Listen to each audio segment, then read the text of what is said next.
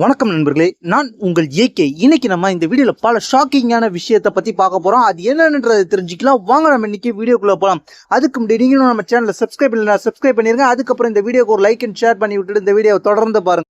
WWE தரப்புல இருந்து இப்போ ஒரு ரெஸ்லர் அதிரடியா நீக்கிருக்காங்க, ஃபயர் பண்ணிருக்காங்க. அந்த ரெஸ்லர் யாருன்னு கேட்டீங்கன்னா WWE மெயின் ரோஸ்டருக்கு சமீபத்தில் டெபியூட் கொடுத்த ஓடிசி ஜான்ஸ் அப்படின்றவர் தான். இவர் வந்து நியூ டேல முக்கிய பங்கு வகிப்பார், பிக்கிக்கு மாற்றா வந்தாரு. அப்படிப்பட்ட அவரை இப்போ WWE ஃபயர் பண்ணியிருக்கிறாங்க. WWE ரெஸ்லர் லிஸ்ட்லேருந்து ரிமூவ் பண்ணியிருக்காங்க. இந்த சம்பவம் ரெஸ்லிங் ஃபீல்ட்லேயே பயங்கரமான பரபரப்பாக போயிட்டு இருக்கு. ஏன்னு கேட்டிங்கன்னா அவரை அரெஸ்ட் பண்ணிட்டாங்கன்னு கூட சொல்லப்பட்டுச்சு.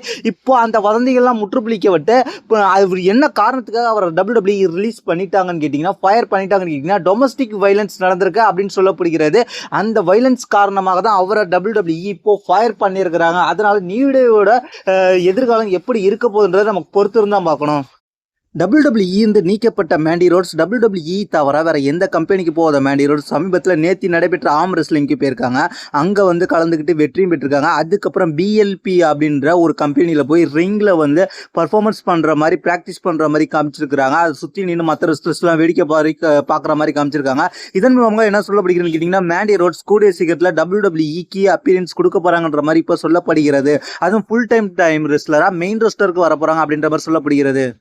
அடுத்த பார்க்க போகிற நியூஸ் WWE தரப்புல இருந்து மீண்டும் ஒன்று சேல்ஸ் பண்ண போகிறாங்க. இது WWE வாங்கின TKO கம்பெனி தான் இது சேல்ஸ் பண்ண போகிறாங்க. அதாவது WWE தரப்புல இருந்து WWEயோட ஹெட் குவார்ட்டர்ஸாக இருந்த இன்னைக்கு வரைக்கும் இருந்த 1980 WWE தரப்போட ஹெட் குவார்ட்டர்ஸாக இருந்த கிட்டத்தட்ட 45 வருஷம் இருந்த ஹெட் குவார்ட்டர்ஸை இப்போ சேல்ஸ் பண்ண போகிறாங்க TKO கம்பெனி. அதுவும் விரைவில் சேல்ஸ் பண்ண போகிறாங்க. ஃபைனலாக ரெஸ்லிங் ஃபேன்ஸ் மிகவும் எதிர்பார்த்துக்கிட்டு இருந்த சம்பவம் நடக்க போகுது. அதாவது WWEல ரோமன் ரிங்ஸோட மீண்டும் ரிட்டர்ன் வர போகிறார். ரிட்டர்ன் வந்து இந்த வாட்டி பிளட் லைனை அட்டாக் பண்ண போகிறார். அவர் மட்டும் ரிட்டர்ன் இல்லை, அவர் கூட வந்து ஜிம்மி யூசோ இந்த வாரம் ரிட்டர்ன் வரதுக்கு அதிகபட்ச வாய்ப்பு இருக்குன்ற மாதிரி மிகப்பெரிய ரூமர் போயிட்டு இருக்கு. இதன் மூலமாக ஜிம்மி யூசோவை Roman Reigns and Jimmy Uso ரெண்டு பேரும் சேர்ந்து நியூ பிளட் லைனை டெஸ்ட்ராய் பண்ணலாம், அட்டாக் பண்ணலாம். ஏன்னா ரோமன் ரிங்ஸும் நியூ பிளட் லைன் தான் அட்டாக் பண்ணாங்க, Jimmy Uso new blood line தான் அட்டாக் பண்ணாங்க. ஜிம்மி யூசோ ரிட்டர்னுக்காக தான் ரொம்ப நாளாவே எதிர்பார்த்துக்கிட்டு இருக்கு. அந்த சம்பவம் இந்த வாரம் நடக்க வாய்ப்பு இருக்குன்ற மாதிரி மிகப்பெரிய ரூமரா போயிட்டு இருக்கு. அது மட்டும் நடந்தா வேற லெவலா இருக்கும். ஏன்னா வியூவர்ஷிப் குறைஞ்சிக்கிட்டு இருக்க ஸ்மாக் டவுன்ல ரோமன் ரிங்ஸ் வந்தா இன்னும் வியூவர்ஷிப் அதிகரிக்கும். வியூவர்ஷிப் தெறிக்க விட்டு ஸ்மாக் டவுன் நல்லா ஹைப்பா இருக்கும், பார்க்கறதுக்கு ரொம்ப இன்ட்ரெஸ்டா இருக்கும். அந்த சம்பவம் இப்போ விரைவில் நடக்க வாய்ப்பு இருக்கு.